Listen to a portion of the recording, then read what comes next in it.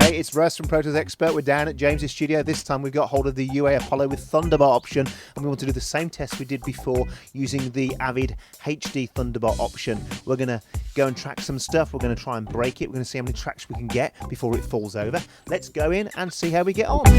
So here we are in the studio, and what I've done is I've hooked up the Apollo via Thunderbolt to my MacBook Pro. And I've got open the Pro Tools session, but I've also got the UA console open. And what this allows us to do is sort out all our direct input monitoring. Now, the Apollo has two separate headphone outputs, and the nice thing about it is you can actually assign them separately, either giving them the monitoring output or the monitor source from Pro Tools, or you can actually assign them individually. And then when you go into Pro Tools, if I flick over into Pro Tools there, you can see I'm able to set them up as an individual output. So you've got 8 line outputs and the ADAT outputs, but you've also got 2 completely dedicated headphone outputs, which is really handy in this kind of environment.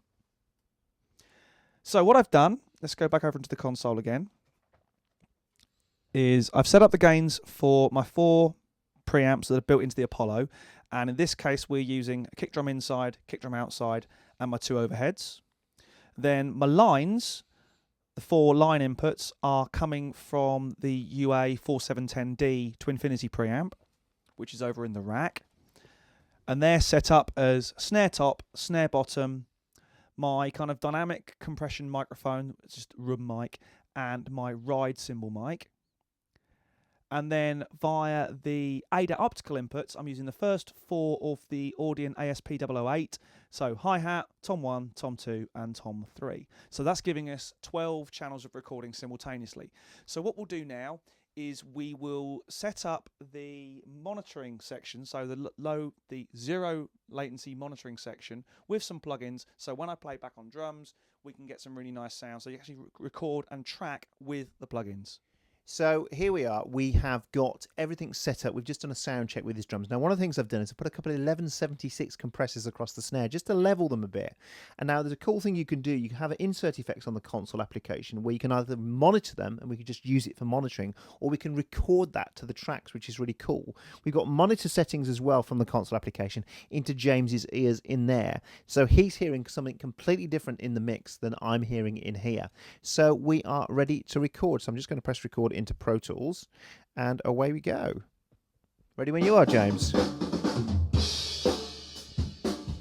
So we got the drums down, and now we're going to put down a bass guitar. Just to let you know, we've got his bass guitar going through an 11 rack, then coming into the Universal Audio 710D, 4710D preamps that we showed you earlier. What I've also got as well is when it comes into the Universal console application, I'm going through the 4K channel strip and the DBX 160 just to give it some more shape and color. And I'm actually going to track this time, record it with those insert effects in when we track it, which will be really cool and just give us some really nice shape to the sound. So let's get this bass guitar down, shall we?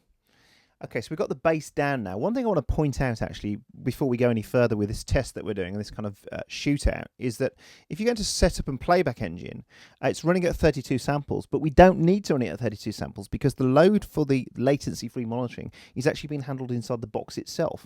So this box can give you latency-free monitoring, and you could still push your buffer size within Pro Tools to 1024 or whatever your machine will allow you to do, which often gives too much latency for tracking things like drums, keyboards, and guitars, or anything really. When you're that high, that's really set for mixing. So the cool thing is, although we're recording at 32 samples because we're doing an A-B comparison between this and the HD Thunderbolt box, the interesting thing is to note is you don't need to. Okay, so we're back now. We're going to track some electric guitar. We've got a Fender Strat. We're going into an 11 rack. We're then going from the 11 rack out into the 4710D preamp. Then we're coming into the Universal console application, forgive me, get my teeth back in, and this time we've decided to add some more fun to it. So we're adding a Roland Dimension D and a DBX 160. The DBX 160 is a must-have plugin.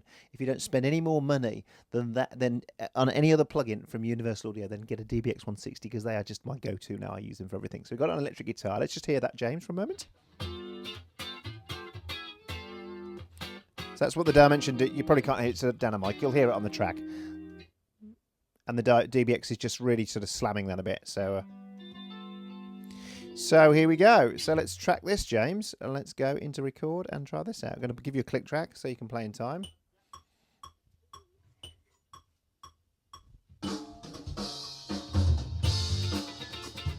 Okay, so we had so much fun putting the first guitar down. We're going to put a second guitar now. It's the same Strat, it's through the same gear, but what we've done as well is we've added the Cooper Time Cube and we've added the MXR flanger doubler to give you that kind of, and DBX 160. It's kind of Andy Summers sound now. If you just play that for me a second. That's nice, very nice. So we're just throwing a load of plugins at it just to see if it'll fall over. And so far we can't break it, which is what we're intending to try and do here. Is trying to see how long this will keep going before Pro Tools falls over. So the reason it's not falling over is the load has been taken by the box, which is really cool and really nice. So you can see why this got product of the year now, can't you? Anyway, let's record this guitar and we'll see in a while. So James has finished putting stuff down. So we've tracked drums, we've tracked bass, we've tracked 2 guitars, and Pro Tools isn't even sniffing at this at 32 samples. And of course, that's partly due as well to the all this load being taken by this box. What's also really cool as well is now we've stopped using the monitor application for tracking. We can use the UAD cards that are in this actually for mixing as well. So we can now use the power of this in our mix application because we've tracked some of it anyway. It's gone down to tape, as we used to say. It's gone down to the tracks, so we can now use this as a standard Apollo box for monitoring and for doing all our mixing, which is really, really cool. So the final test we're going to do now is we're going to put a load of tracks on and see if we can jam smash it and see if it will fall over at 32 samples. So come back in a second and we'll be ready to do that test. Okay, so let me just run the numbers by you.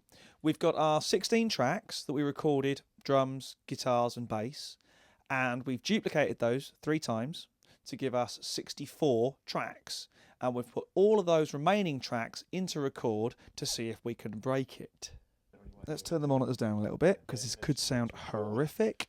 And let's see what happens. And in fact, let's get up the processing power as well, so people know. So there's the processing power as well, and let's get up as well, showing the playback settings as well in setup. So we've got a playback engine. As you can see, we'll just quickly zoom in on that. 32 samples on the playback engine. So.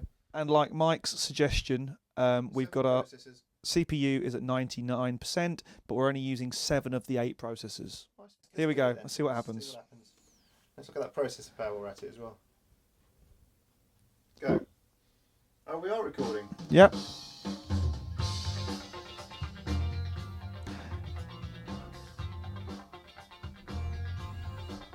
It's not even sniffing, is it? An average of 13%. Maybe the peaks are jumping up a little bit.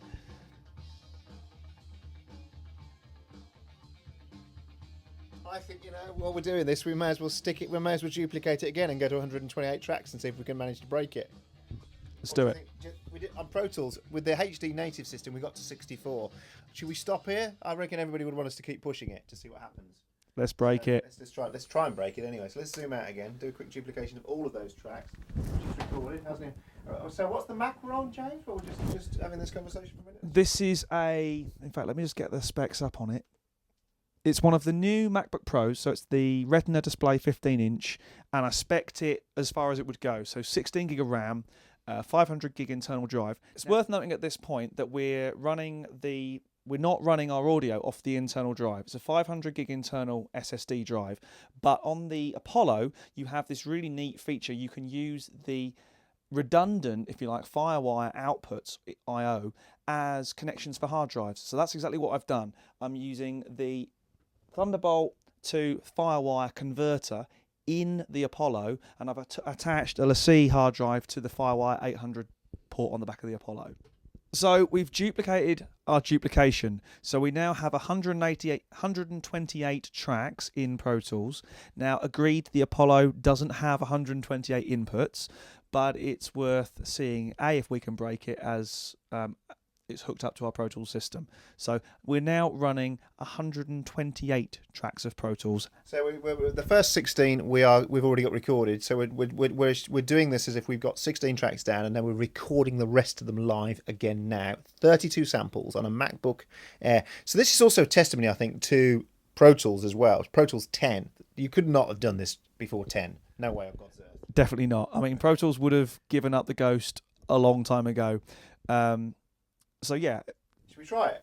We haven't done this. Let's go for it. Let's put it in record and see what happens. Ready? Yeah, fire. Go. Let's actually go back to the beginning because that makes more sense, doesn't it? Yeah, best place to record is at the beginning of a song. Oh no, we're still there. Oh, it thought about it, but and we won.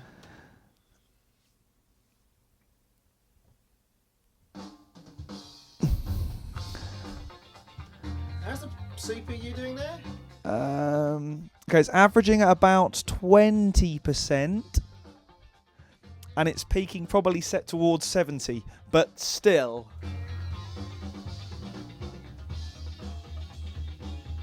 That's mad.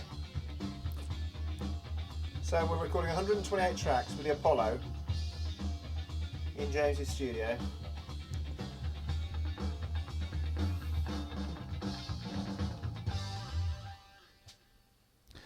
So if anyone said to me before I got my HD rig, do you know what? You can record as many tracks with effectively a single U box and some preamps. I'd be like, yeah, maybe not. But actually, it's absolutely rock solid. I'm more than slightly impressed. Okay then, so we came here to do the test that we did on the HD Thunderbolt box. To be fair, we didn't actually keep pushing it, but we were already falling over on the Avid one before. I think we can say that. Yeah, I think we got to 64. We got to 64, but it was still cooking. But it wasn't bad. It never gets 32 samples, so that wasn't bad. And it was a different box too. Yeah. But the Apollo, I think we can genuinely say, it still gets our product of the year. Now it's got the Thunderbolt option on it as well. We have just done some serious sort of recording on this, or had we had a huge 128-piece band. Yeah, I mean, we've thrown quite a lot of toys at it, and it just kept throwing them back, which is great. So I think thank you, Universal Audio, for giving us the ammo to reinforce our product of the year, which is the Apollo, and with Thunderbolt on it as well. It's rock solid. That's what we can say. It's rock solid. Yeah. It sounds great. It sounds great. It's rock solid. The next thing I would love to try is when they bring out, if they haven't already brought out the firmware upgrade, which means you can hook two Apollos together to give you a higher input count. And the good news as well, because now on 6.4, it's also Windows compatible as well. Yeah, absolutely. So, and I have some tip off that some new stuff coming at NAMM from Universal Audio as well. So who knows what other goodies are going to bring us? But they keep coming out with this great stuff. So thumbs up, Universal Audio. Big thumbs up from us. Product of the year, and deservedly so.